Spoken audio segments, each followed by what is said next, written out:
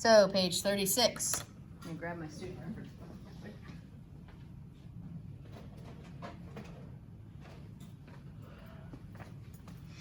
So we have 89 and 90s, it says on the top of that. So if we look at 89, it talks about different kinds of numbers. We have counting numbers are the numbers used to count things.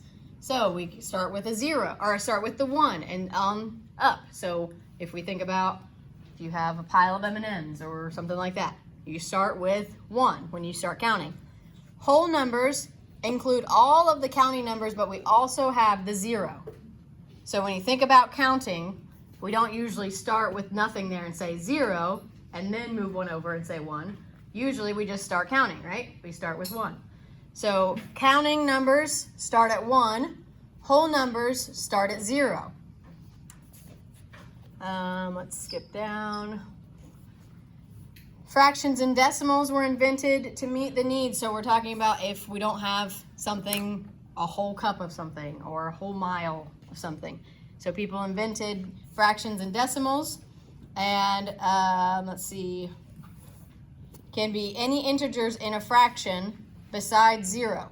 So if we have a fraction with a and b as our numerator denominator, b can never be 0. Because if you think about cutting something into a fraction, you can never have 0 pieces of something, right? That doesn't make any sense. So you can never have a 0 on your denominator. Let's flip here. And so like we were just practicing with our negative and positive numbers.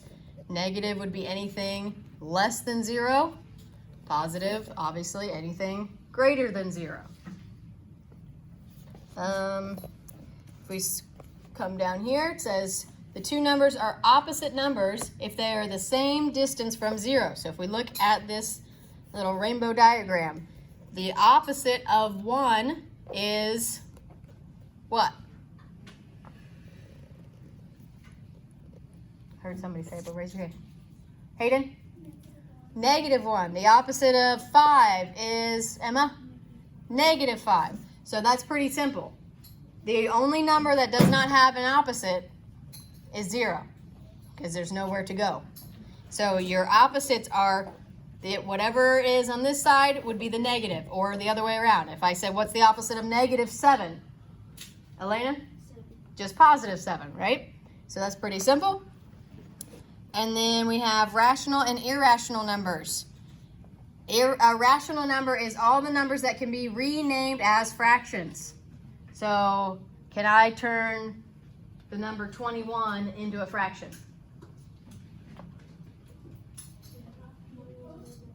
Yeah, you can put it over 1, right?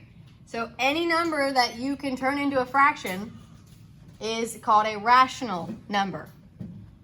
That includes basically everything except for your decimals, because you can't really put that over a fraction, okay? So if we look back at your journal page, we've got this weird little shape here. It's a Venn diagram, okay? So we're thinking of our Venn diagram, and we're going this way. So counting numbers can be whole numbers, but 0 cannot be a counting number. Whole numbers can be integers, but not all integers are whole numbers, because integers can include negative. And a negative number is not a whole number. Rational numbers include all of these things. Okay? So that's why they have the biggest circle. Does that make sense? So this is our starting point. So this is just 1 and up.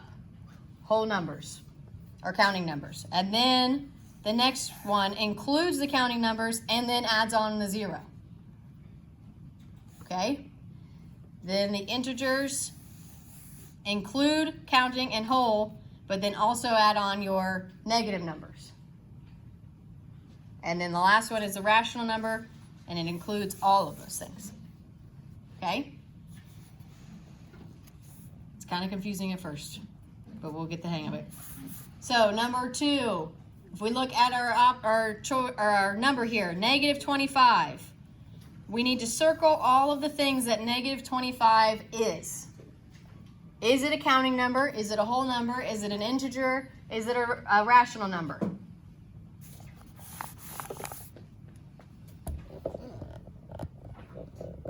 Is negative 25 a counting number? John? Okay, it is an integer. We know that integers can be negative numbers. Can it be anything else? Hayden? It could be a whole number and a counting number. Can a negative number be a whole number? No. It's the other way around. Yep. Can we count negative M&Ms? Right. You can have one, but then if you take the one away, then you don't have negative M&Ms. That's not something that you can go into the negatives with. So counting numbers cannot be negative. So remember, it doesn't go, if we know that it can be an integer, which way are we going to go on our circles? What else can it be? Izzy?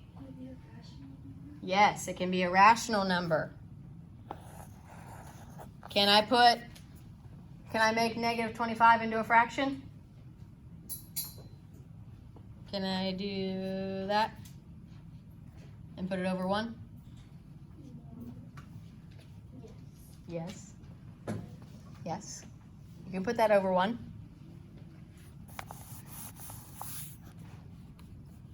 Um, 1 5/8. Is it a counting number? If I have a pile of M&Ms, am I going to count 1 5/8, 2? No. That would be ridiculous. Right, that's not a counting number. Not for school. Yes, think of like what kindergartners do. Those are counting numbers, starting at 1 and just counting 1, 2, 3, 4. Yeah, the goldfish. Yes. So counting numbers are just those basics starting at 1 and then all those numbers up. So 1 5/8 is not a counting number. Is it a whole number?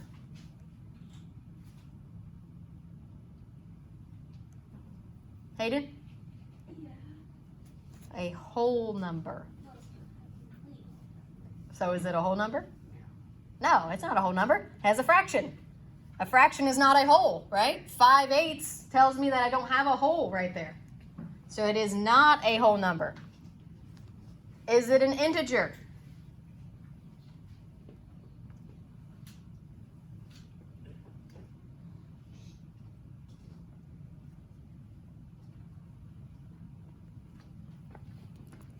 Go back and open my book here.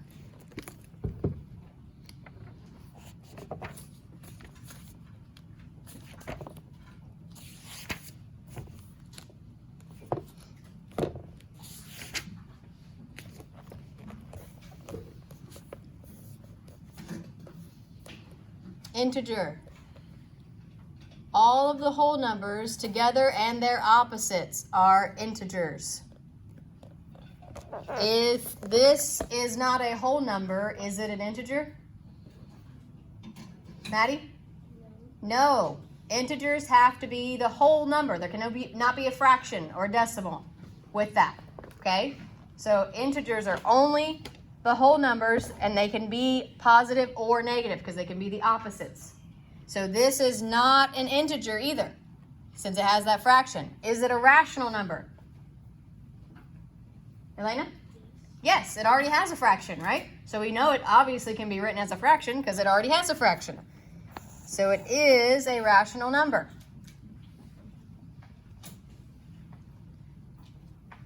-5 and 92 hundredths. Is that a counting number? Jagger? No. Are we going to have a kindergartner counting M&Ms and get to -5 and 92 hundredths? No.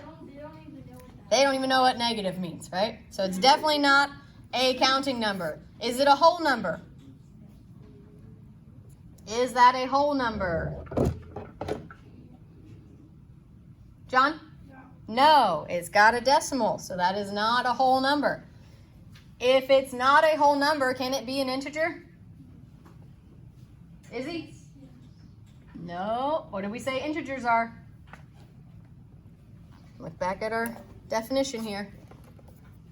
All of the whole numbers with their opposites are integers.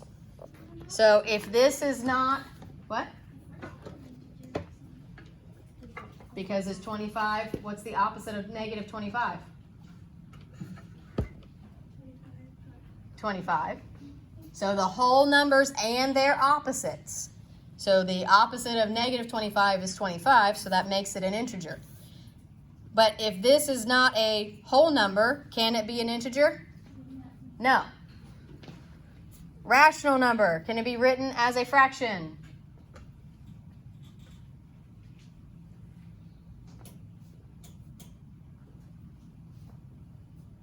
What do you think, Carter? Can we write that as a fraction? If it has a decimal in it? Listen to how I read that. Negative 5 and 92 hundredths. If you make it into a fraction. Yes, I can. I can turn this into 92 over 100, right? 92 hundredths. So it is a rational number.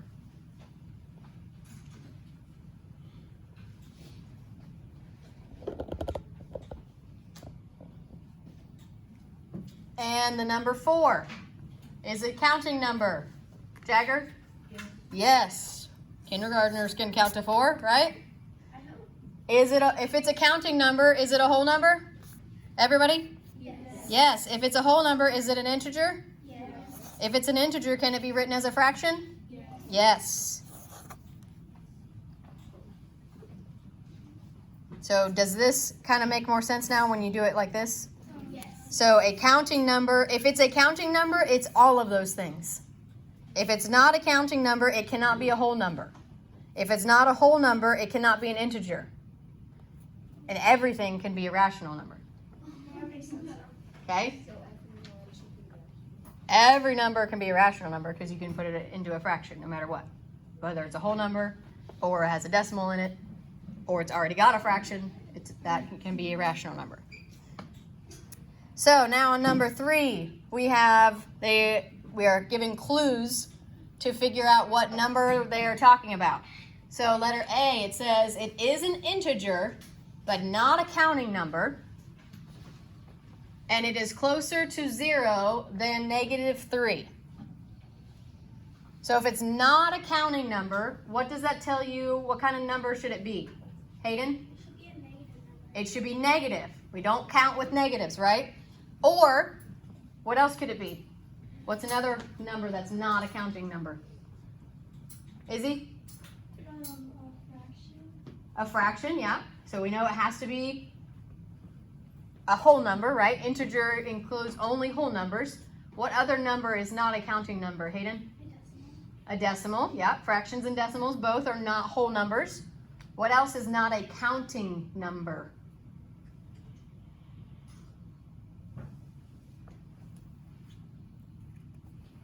Look back up at your diagram here. Counting numbers, whole numbers. What did we add in when we got to whole numbers? Hayden? That is 0. A 0. When I count, do I count and say 0 first? No. No. Think again, back to those kindergartners. If you give them a pile of something and say count these, they're not going to say it. Okay, I have 0 here first, now a 1, right? They're just going to start counting and start at 1. So if it is an integer but not a counting number, that means that it can include negatives. We know 0 is not a counting number, but is 0 an integer? Think back again. What did we say integers were?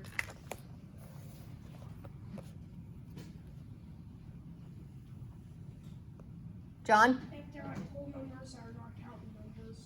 Their whole numbers and their Jagger? Opposites. Is 0 an integer then? Ava? No, because it's not a whole number, or it is a whole number, but does it have an opposite? No. So 0 is not included in that list. So we know that it is closer to 0 than it is to -3. So thinking about a number line, what would the only two choices be if we know it has to be a negative number because it's not a counting number, and it has to be closer to 0 than it is to -3? What is it, the number that they're talking about? Carter?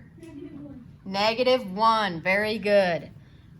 So if you think of this as our number line, so we would have 1 or 0, -1, -2, -3, and they're saying it needs to be closer to 0 than to -3. That means our only choice is -1. Letter B, it is a rational number and a whole number, but it is not a counting number.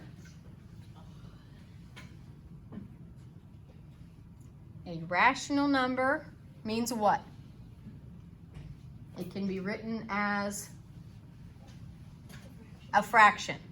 So rational number, that's any number basically. So that doesn't really help us narrow it down, does it? But it's a rational number and a whole number, but not a counting number. What does that give me, Maddie? Is it 0? It is 0. Very good. And letter C, it is a rational number and a counting number. It is greater than 2 and less than 4. John? 3. 3. That was pretty easy, right? Rational is basically any number. Counting number, we know counting numbers have to be 1 and up. If it's greater than 2 but less than 4, that's pretty obvious. The only answer is 3. Oh yeah, it still makes sense. Okay. Feeling a little better about what this means? It's really weird when you first look at it, right? But now that you've done it like this, is it making more sense? Okay. All right, let's get the homework.